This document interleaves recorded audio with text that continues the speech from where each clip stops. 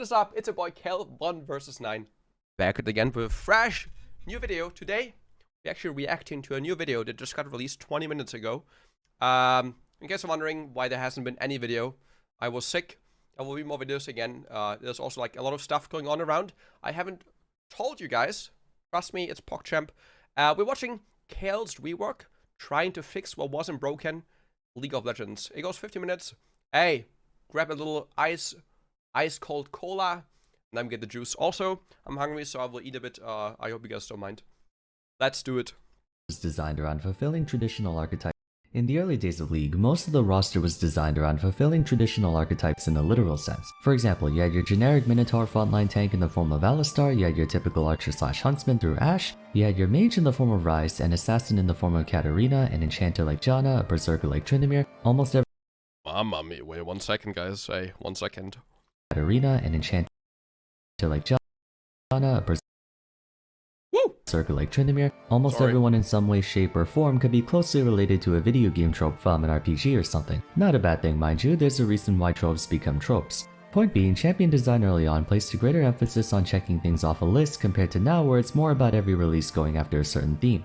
A positive aspect of this approach was that it made characters more recognizable and therefore easier to pick up even by players who've never played a MOBA in their lives, and it was essential in establishing the various classes we know all too well today: fighters, mages, tanks, marksmen, slayers, what have you. However, a negative outcome was that many of those champs lived and died by their archetypal strengths and weaknesses, resulting in many of them needing visual gameplay updates in an attempt to introduce more nuance to their gameplay, one that embodied a very black and white approach. Okay, why am I getting ads? What the fuck? Oh, I don't have adblock on. 1 second. My bad. Scaling, on top of being a philosophy, was Kayle, whose current and previous iterations symbolized the idea of scaling on top of being your garden variety angel character. Get it? Scaling. She would start a game out noticeably weaker than any of her peers, but would gradually evolve into a destructive force of destiny that could 1v9 carry harder than even ADCs. Yet, Kappa. despite having such an appealing premise, her experience was flawed enough to warrant a rework. So let's dive into her history with Kayle's rework, a retrospective. Before we continue though, I have a quick shout out for today's sponsor, the Hextech Store. It's a place where you can purchase but for now, many different scaling metrics that would significantly magnify her pressure as time went on. There were other champions alongside her who were late game scalers, but out of all of them, she had the most extreme transformation, from borderline worthless to arguably the strongest hyper carry in the game at level 18 with 6 items. Look at the item. Dude, all the Andres. Honestly, all the Andres was really underrated. Can you imagine 600 AP with fucking 4 items? That's crazy. Actually, it's not that crazy. The rage play, dude. And that statement might still hold true even now. Unlike other old champions with movesets so bad Riot had to go above and beyond to reimagine them, Kayle was comparatively not too big of a problem, all things considered. It was very stat checky in nature, but there was a win condition she wanted to reach, and had the means to do so, without necessarily relying on degenerate or cheesy strategies in the same way as our previous entry Nunu. That said, designing a late game scaling hypercarry was, and still is, a challenge in light of having to massively underpower them early game to make it onerous for the player to get to that point. But not too underpowered to where they fall so far behind that it renders their scaling null and void since they lost before they could even get to that point. Even more pressing of an issue was that Kayle was the only one of her kind to have supportive elements. Generally, hypercarries have selfish kits. They often provide no utility for their team, and what little they do carry is primarily meant to benefit them, such as the case of the likes of Master Yi, Kassadin, Fiora, and Kog'Maw to name a few. In doing so, it was easy to gauge how well or poorly they were performing since there were no just subscribed. Unfortunately, no AWP, but thank you for the 24 months, 2 years. Kayle squad, welcome back, bro. External factors influencing their stats. Kayle was the exception to this, with 2 of her abilities being able to affect allies, one of which is a super ultimate and an infinite value ability.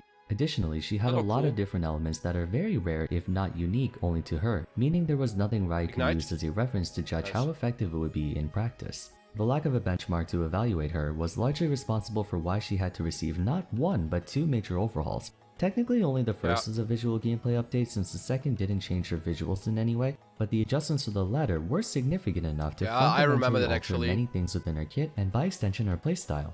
Kayle is one of very few ranged champions in League. Oh, like this is all judgment, Kayle. Also, why the fuck are we watching Pens are Dragon? Playing Kayle jungle with machete.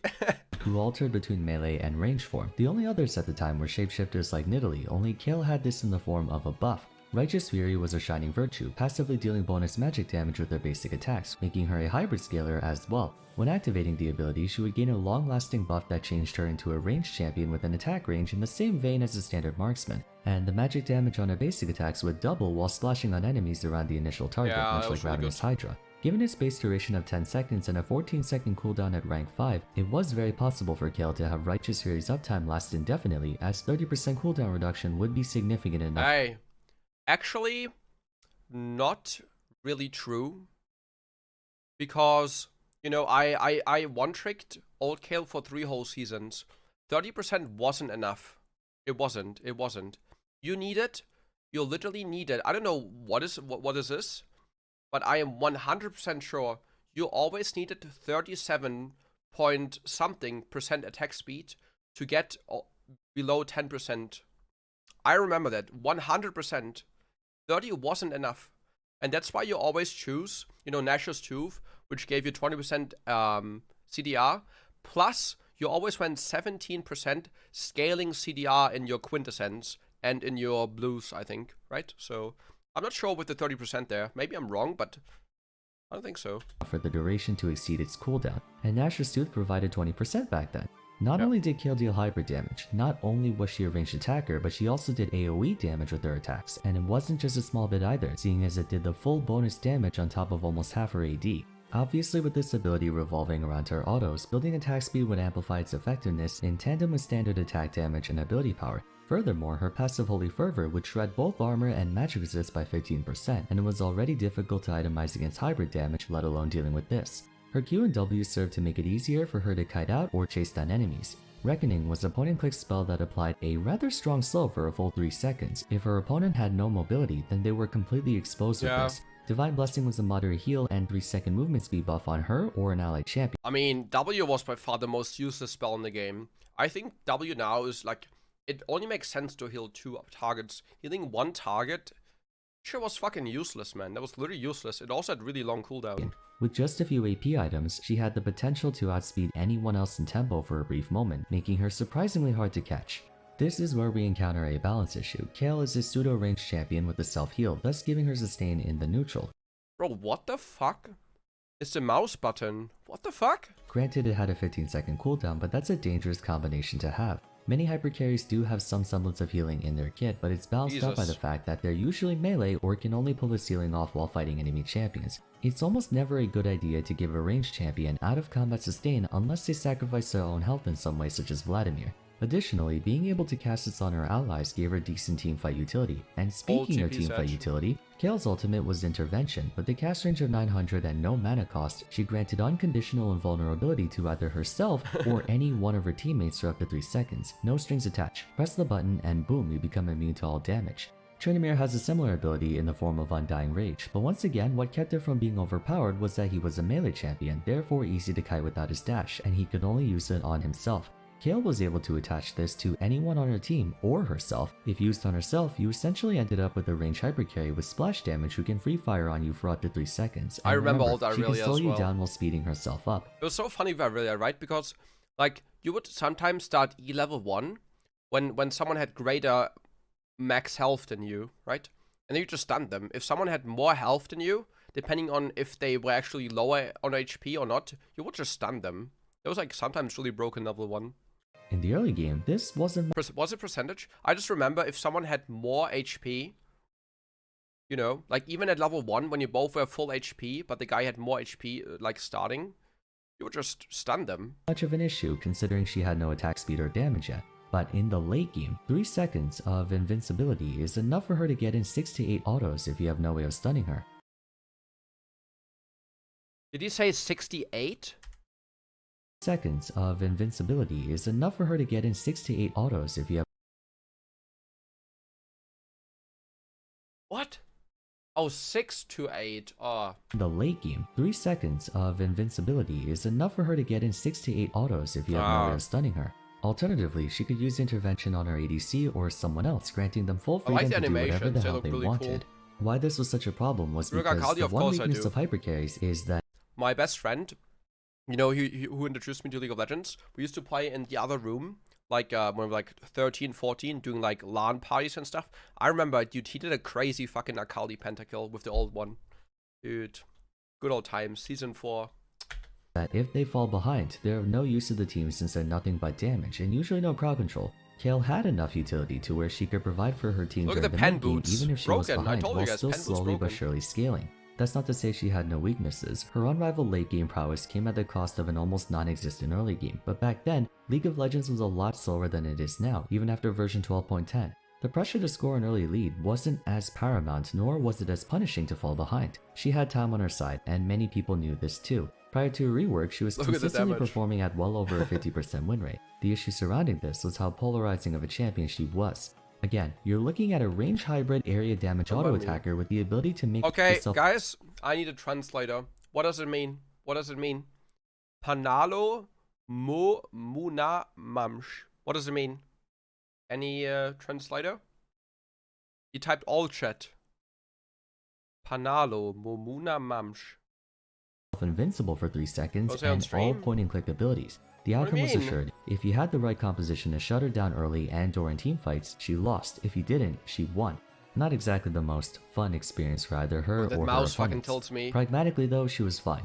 Clear weaknesses, clear strengths, had a function, and delivered on it pretty well. The interactions were just a little bit one-dimensional. In a way, 20k Muna. old Kayle suffered from the same problems as old Pantheon. Both were usable, and honestly, if they never got reworked, they would still be viable even The now. Elder But some language? touching up was in Really? order, so that's the approach Riot settled on for her VGU. And the first iteration of her Winning your rework first match? painfully Ah. illustrated a lack of understanding of the main Guys, now the real question. Who has better feet? Pantheon? Or Kayle? Hey. VGU. And the first iteration of her rework painfully illustrated a lack of understanding of the main concern around her design. Yes, right, August, you fucking... I love you, right, August. Actually, it's funny. A lot of people don't know, you know, like little story time. Sorry, guys, I know you want to watch the video. Quick story time.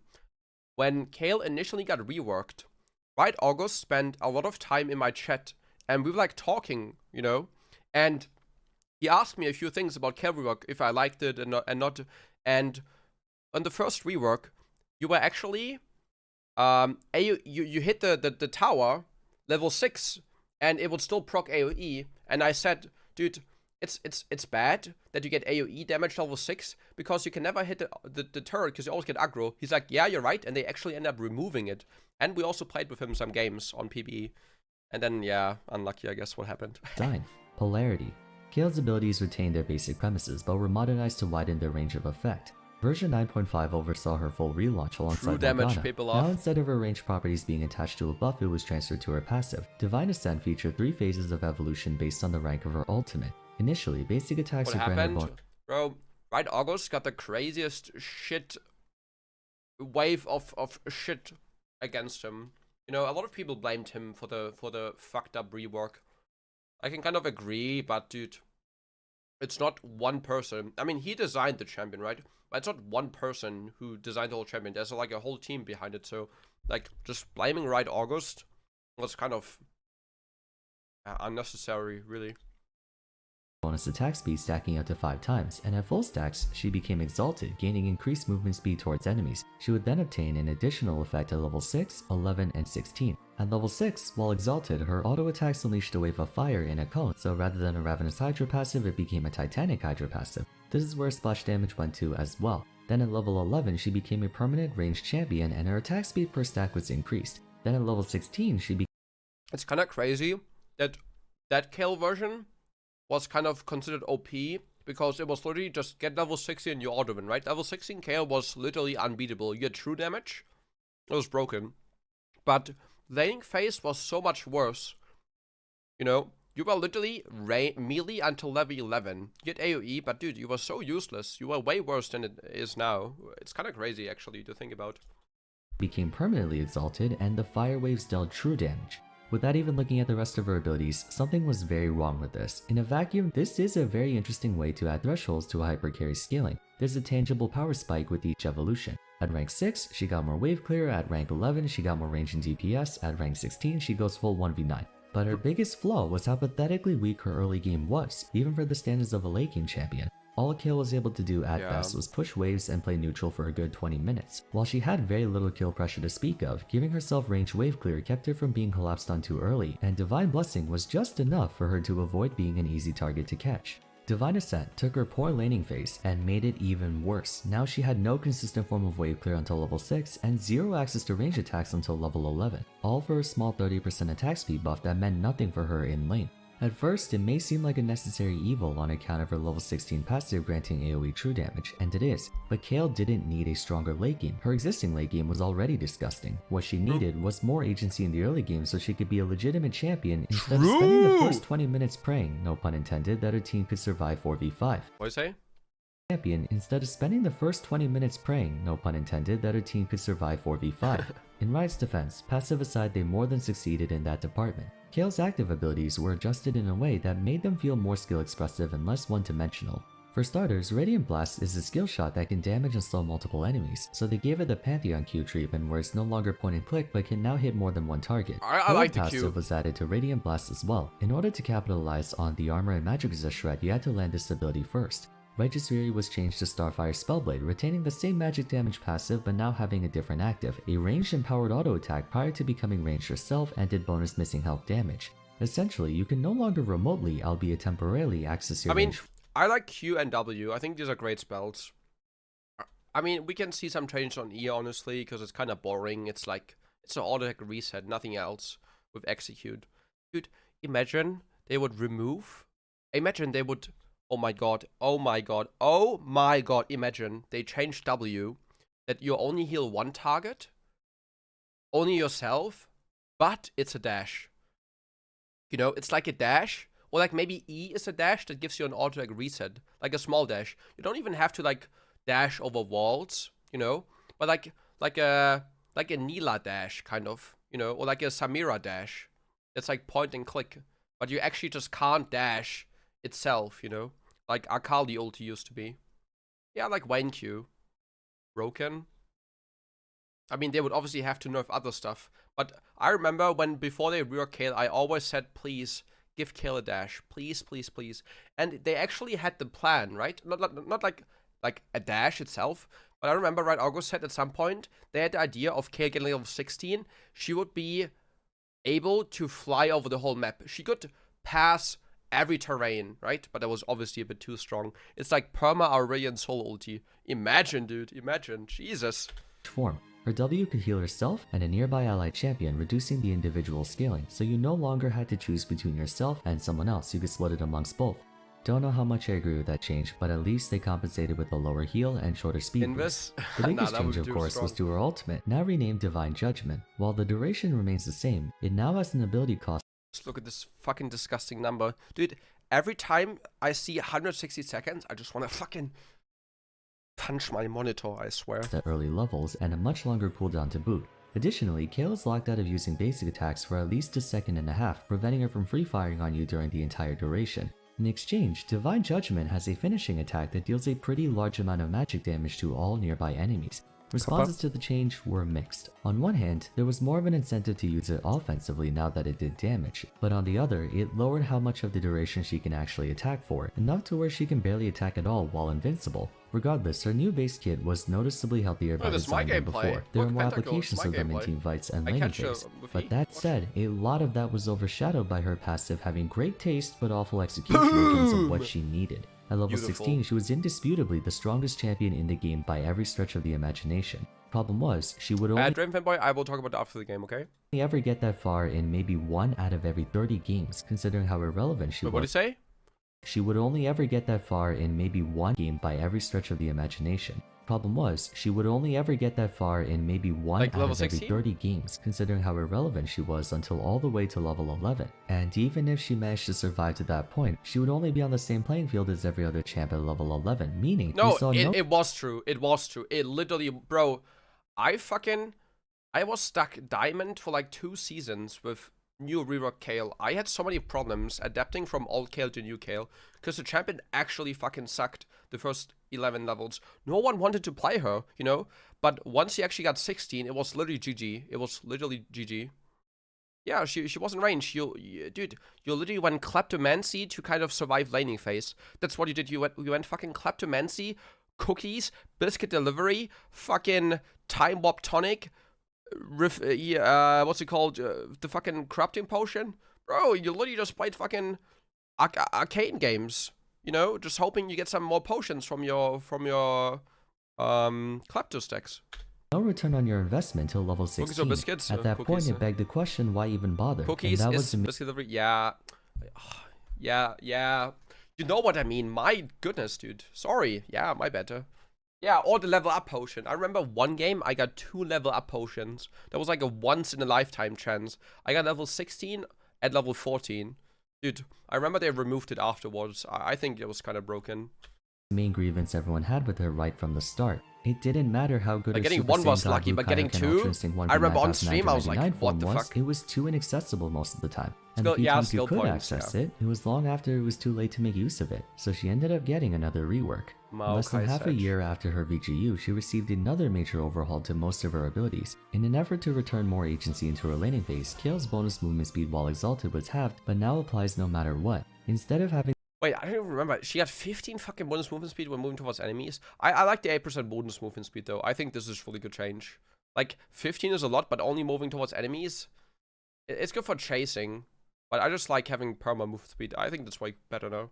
Having to wait until level 11 to become ranged, Kayle's level 6 and 11 bonuses were swapped. Fire waves were moved to 11, and the range status was moved to 6. As to the level 16 bonus, the true damage was replaced instead with increased attack range, which at first was a nerf since it was only 50, but then in version 11.10, the bonus was doubled to 100, giving her an attack range of 625. What's up, dude? Though Welcome. it may appear to be a small adjustment, that simple change was enough to completely reimagine how players could approach Kayle during each stage of the game. At level 6, she regained her ability to play neutral and CS at less danger to her own life, causing the remainder of laning phase to be the video literally came out 20 minutes ago, 28 minutes. Relatively more comfortable for the one playing. What about you? They had to cypher a huge amount of her late game sick, strength to allow this you know? change though, and for good reason. She didn't exactly get stronger early on, only safer, but a safer laning phase equals more consistency in reaching the power spikes that really drive her over a lot of stuff to do right now. the end. Unfortunately, this adjustment only cemented how awkward Kayle's design philosophy is. Her old iteration was problematic in that it was too one-dimensional, leading to scenarios where she was either hard 1v9ing or hard feeding. The difference came down to matchups and how smart the player was in knowing when to focus on wave clear and when to actually try and fight their opponent. Yeah, With I'm her sure it gets on-demand better. range being wrested away from the player, Kayle's experience in lane devolves into surrendering all lane Oh, priority Corey, to her thank you, opponent man. until level 6, only throwing single instance range attacks with Starfire Spellblade and not much else. At level 6 is when playing laning phase reverted back to how old Kayle was, only now you had slightly different tools at your disposal, but she still wasn't quite able to contend against the majority of mid-game threats until level 11. In essence, Kayle's already poor early game agency was diminished even further, and the only thing she got in return was a few more use cases for her basic abilities, but that wasn't the focal point of her gameplay. The focal point was her being a ranged hyper carry, one that gradually amassed power as time went on. Present Kayle is a ranged hyper carry, Ulting but Morgana, segmenting her kick power W. spikes into evolutions had the adverse effect of stunting her growth phases. Okay, like, I'm sorry I pause again, but this is literally fake. This is literally fake. This is not a real game. You know why?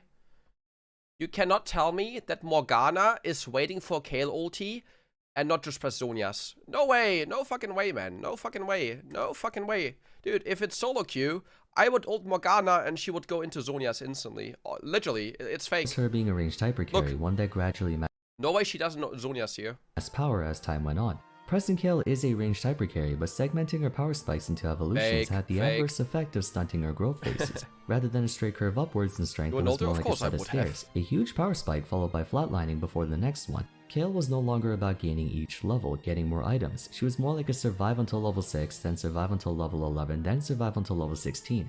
That's literally how it is now.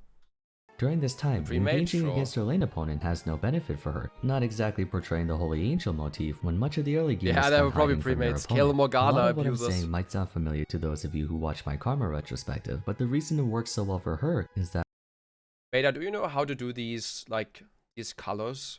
These, like, fade transitions in the font? from a gameplay standpoint, Karma's new kit is vastly more engaging than the old one, even if it was at the cost of her duality. Kayle's new I think it looks mechanic really is cool. also Gradient, more engaging yeah. than the old one, but it was at the cost of her agency, which is a far worse trade-off. What Kayle needed was a Pantheon-esque rework, keep her gameplay Mamma mia. exactly Dude, why does he look like Spearshot, bro? What the fuck? the same, and just retrofit Look at the juicers, my guy. Woo! her abilities to have more applications and skill expression rather than point-and-click stat-checky stuff. That was it. They tried to fix what wasn't broken. So what are your thoughts on Kayle's rework? Do you believe it was for better or worse? Let me know in the comments down below. Apart from that, if you enjoyed the video, I'd appreciate What do you guys think? Hey, listen, YouTube, let me know in the comments as well. Do you think it was a good rework? Do you think it was a bad rework? I would like to hear your guys' opinion on that. it if you could leave a like and subscribe. Of Don't course, forget to follow I me leave a on like. Twitter, join my Discord server, and check out my other retrospective episodes if you haven't yet. we don't But do for that, now, actually. thanks so much for watching, and I look forward to seeing you again soon. Take care. Hey, honestly, good video. Good video. I think, I mean, I would love to play old Kayle. I think old Kayle right now would be really broken because of the really simple design. If you want to watch the video, there you go. I would love to see another little rework for Kayle. I would love to give Kayle the kind of Sivir treatment, you know, like a small overhaul. You know, keep the main aspects, maybe change E, you know, maybe change W a bit. I don't know. I just want Kayle to have more. Dude, I don't even need to be the insane hyper carry 1v9. I want Kayle to have more impact early on, you know. We'll see. We'll see. YouTube, I hope you guys watched and enjoyed the video. Leave a like if you did. Subscribe. Follow me on Twitch. I also have Instagram now, so if you want to check it out, link is in the description down below. Follow me on Instagram or cringe, of course. YouTube, party people, have a wonderful day or night. Take care. I'll see you guys in the next one. Peace.